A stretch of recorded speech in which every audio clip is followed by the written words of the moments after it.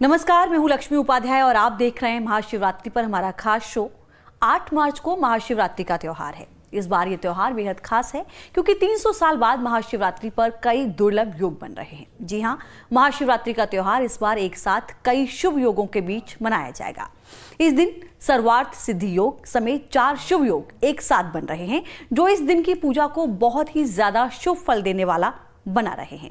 कौन कौन से हैं वो अति शुभ योग, इस पर चर्चा करने के लिए हमारे साथ मौजूद हैं ज्योतिषाचार्य वाई राखी जी। राखी जी, बहुत स्वागत है आपका हमारे खास। नमस्कार। सबसे पहले सवाल तो यही है कि शिवरात्रि पर क्या कुछ खास योग बन रहा है? पहले तो देखने वाले सभी दर्शकों को महाशिवरात्रि की हार्दिक शुभकामनाएं। महाशिवरात्रि शक्ति का पर्व है और इस बार जो योग बन रहे हैं उसमें शुक्रवार है। शुक्रवार हम लक्ष्मी की पूजा करते हैं और ये शक्ति का दिन होता है। और ये बात भी आप नहीं भूल सकते कि इंटरनेशनल वुमेन्स डे भी है इस दिन, यानी कि वैसे भी शक्ति का ही दिन है। और इस बार जो योग बन रहे हैं वो बेहद खास हैं क्योंकि इस बार शिव योग बन रहा है, सर्व सिद्धि योग बन रहा है।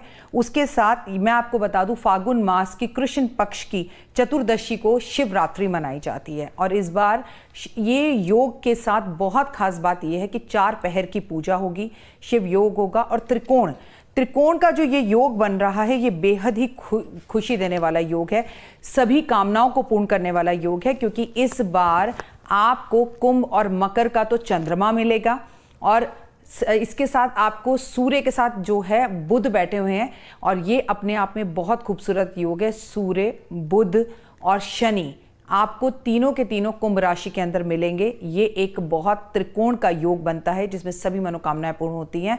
और सबसे बड़ी बात, जब सूर्य और बुध मिलते हैं तो इसे बुध आदित्य योग बोलते हैं। पूरे पहर की पूजाएं मिलेंगी, महालक्ष्मी का दिन शुक्रवार का और शिव योग का साथ में होना, और इस दिन प्रदोष भी है। तो अपने आप में इतने सारे सहयोग सच में 300 साल के बाद मिल रहे हैं। शिवरात्रि मनाते क्यों हैं ये भी समझना होगा। इस दिन शिव और पार्वती का विवाह तो हुआ था लेकिन शिवलिंग भी प्रकट हुआ था। शिवलिंग धरती पर या शिवलिंग की पूजा जिस दिन सबसे पहले शुरू हुई थी वो दिन शिवरात्रि का ही दिन था। मतलब 2 महापर्व और ऊपर से इंटरनेशनल वुमेन्स डे। तो जाना आपने कि किस तरीके से खास योग इस बार बन रहे हैं, लेकिन सवाल ये भी है कि इन खास योगों का किन किन राशियों को सबसे ज़्यादा लाभ मिलेगा, ये भी हम जान लेते हैं। राखी जी, कौन कौन सी वो राशियां हैं जिनको इन खास योग का सबसे ज़्यादा लाभ मिलने वाला है? कुंभ राशि को, और कुंभ राशि के साथ मिथुन और मीन राशि को, क्योंकि आप ही की राशि पर चल रही है शनि की सारसती। मैं आपको बता दूं कि लाभ मिलने के लिए कर्म भी करने पड़ते हैं। Just believe in Karma. अगर आप 12 राशियों की बात करो तो महादेव 12 की 12 राशियों की मनोकामना पूर्ण करेंगे। लेकिन मकर, कुंभ और मीन जिनके ऊपर चल रही है शनि की सारसती, अगर कुछ रेमेडीज और उपाय कर लें तो यकीनन आप अगर व्रत रख लें, इस पूरी रात जाग लें, क्योंकि इसे निशा की रात कहते हैं ये रात, और जो कृष्ण जी का जन्म हुआ था कृष्ण जन्माष्टमी की रात, ये 2 रातें सोने की नहीं होती हैं। इन रात्रि में जागरण करके प्रभु की पूजा करनी चाहिए। और जैसे भी आपको पता चल रहा है शिवरात्रि, आपको सुनने से ही पता लग रहा है कि ये पूजा रात्रि में की जाती है, क्योंकि शिवरात्रि का जो मुहूर्त शुरू हो रहा है वो शाम को 6 बजे से शुरू हो रहा है। और उस निशा टाइम कहते हैं जिसे निशा काल, उस टाइम पर पूजा शुरू हो रही है 8 मार्च को। लेकिन इसमें उदय तिथि का कोई लेना देना नहीं है क्योंकि शिवरात्रि की पूजा तो प्रदोष काल में ही होती है। तो हम आपको बता दें कि 8 तारीख से लेके अगले दिन 9 मार्च तक आपके पास 24 घंटे हैं प्रभु की पूजा करने के लिए। लेकिन सबसे महत्वपूर्ण रात है आपके लिए 8 मार्च शुक्रवार का दिन, और इस दिन के जो नक्षत्र बन रहे हैं वो भी शनि का नक्षत्र बन रहा है सुबह 10:51 से, जो अपने आप में बहुत लाभदायक है और आपकी हर मनोकामना को पूर्ण करने वाला है। इसलिए मकर, कुंभ और मीन राशि वाले ज्यादा पूजा करें। तो ये 3 राशियों वाले ज़्यादा पूजा करें, 24 घंटे का वक्त जैसा कि राखी जी ने बताया। और भी कुछ सवाल है जो हम पूछ लेते हैं। जाहिर है कि कुछ ऐसे भी उपाय होंगे जिन्हें करने से मनचाही मुरादें पूरी हो सकती हैं, तो वो भी उपाय राखी जी से जान लेते हैं।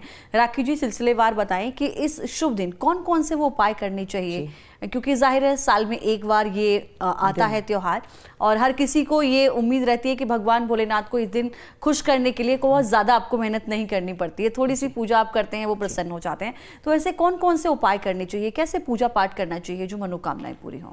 पहले आप मुहूर्त को समझ लीजिए, क्योंकि अगर आपने मुहूर्त समझ लिया तो आप पूजा को भी समझ लेंगे। क्योंकि मैं बता दूं शिवरात्रि में 4 पहर की पूजा होती है। आइए मैं आपको मुहूर्त बता दूं। श्रवण नक्षत्र का स्वामी जो है वो कौन है? वो शनि है। और सुबह 10:51 से स्वर्ण नक्षत्र लग जाएगा।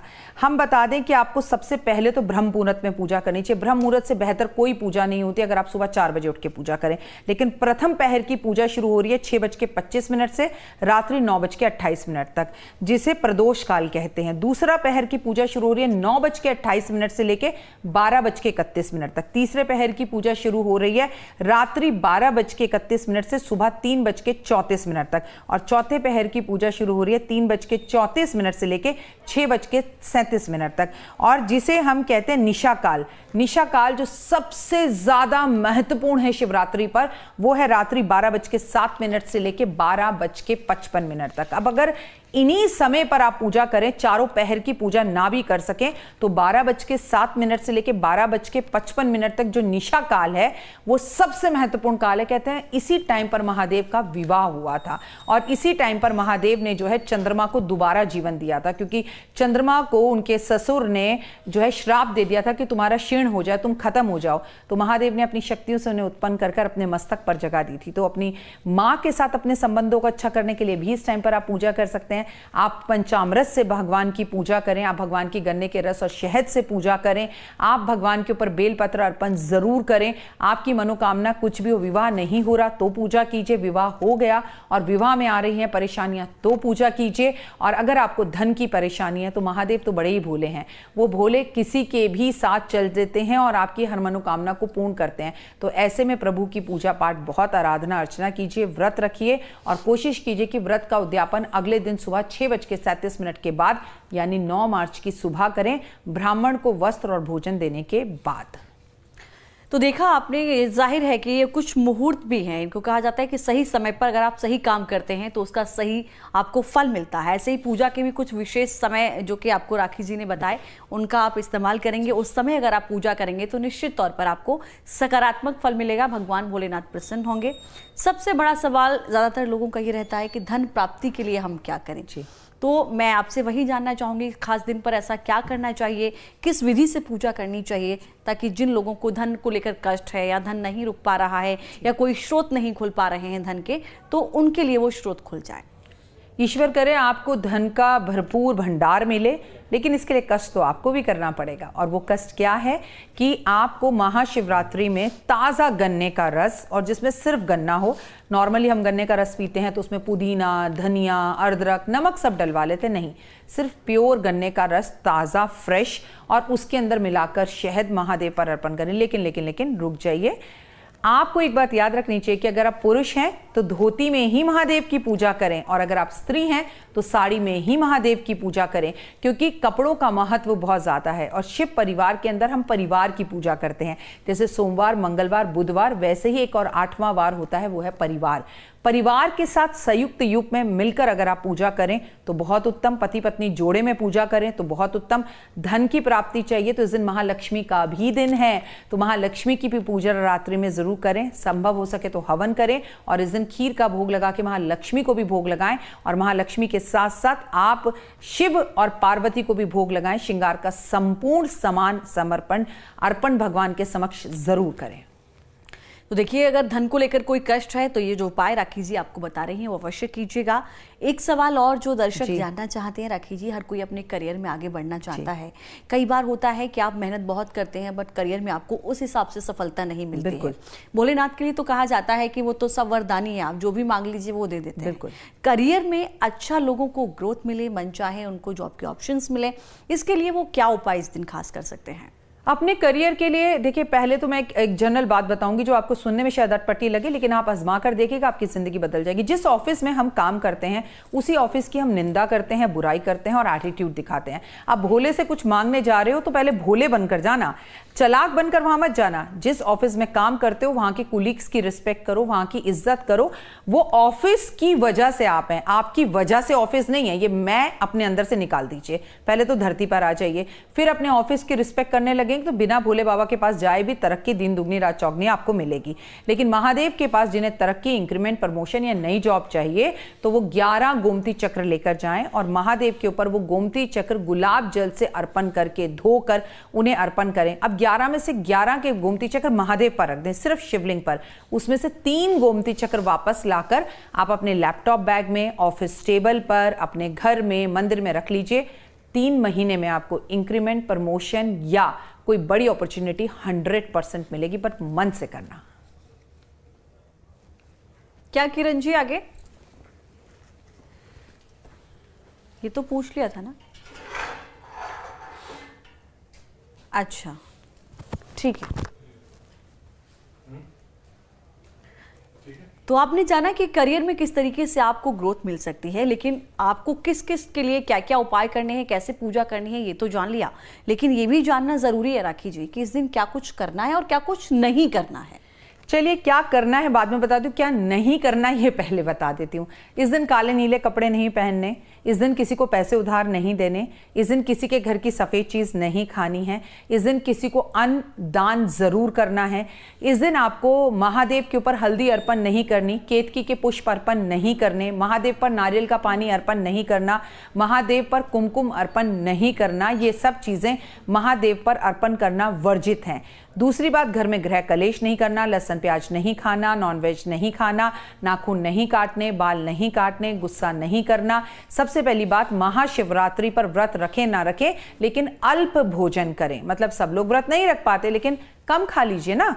4 रोटी की जगह 1 खा लीजिए, लहसुन प्याज की जगह जीरे का भोजन कर लीजिए और खाने से पहले किसी को दान जरूर कीजिए। माता पिता के पैर जरूर छुइए, पति देव से मांग जरूर भरवाइए। महादेव की बाल खोलकर पूजा बिल्कुल मत कीजिए। निंदा और बुराई करने से बचिए। नेगेटिव लोगों के पास मत बैठिए और इस दिन आलस, सोना और इधर उधर की बातों में समय बर्बाद करने की जगह पर शिव चालीसा पढ़िए, महादेव के नाम लीजिए। जितनी ज़्यादा पूजा आराधना अर्चना कर सकते हैं, सासू माँ की सेवा कीजिए, पति से अपनी मांग जरूर भरवाइए, पतिदेव के पैर जरूर छुइए। आप जितना भी कमाती क्यों ना हो, आप जितनी भी सक्सेस क्यों ना हो, लेकिन रिश्ते में और औहदे में पति का मुकाबला हमसे ऊंचा ही होता है और ऊंचा ही मानिए। तो याद रखिए कि शिव और पार्वती के अंदर हमेशा शिव शक्ति कहा जाता है, शक्ति शिव कहा जाता है। दोनों एक ही सिक्के के 2 पहलू हैं। ना आप कम है ना आपके पतिदेव कम है। इस दिन खीर जरूर बनाएं, खीर और भंडारा लोगों में बांटें। जरूरतमंदों के लिए ज़रूरत की चीज़ें मुहैया करवाइए, उनको जो चाहिए वो उन्हें दान पुण्य ज़रूर कीजिए। अच्छे कर्म कीजिए, पेड़ पौधों की सेवा कीजिए और हाँ, बेल भगवान पे अर्पण करना। और कुछ महिलाएं ऐसी होंगी जिन्हें दुर्भाग्यवश इस टाइम पे पीरियड्स होंगे या वो किसी कारण से उन 5 दिन मंदिर में नहीं जा पा रही होंगी, तो उनसे मैं ये निवेदन करूंगी कि बहुत उत्तम होगा कि आप जो है ना उस जगह पर शिवलिंग की पूजा करने की जगह पर बेल के पेड़ की पूजा करें। आपको शिव की पूजा के बराबर ही फल की प्राप्ति होगी। तो चलिए, आपने जाना है कि इस बार शिवरात्रि पर कितने महासंयोग बन रहे हैं, उसमें कैसे कैसे आपको पूजा करनी है, कैसे भगवान शिव को प्रसन्न करना है, कैसे उनकी आराधना करनी है। राखी जी, आपने तमाम उपाय बताए, उसके लिए बहुत शुक्रिया, बहुत धन्यवाद। हर हर महादेव।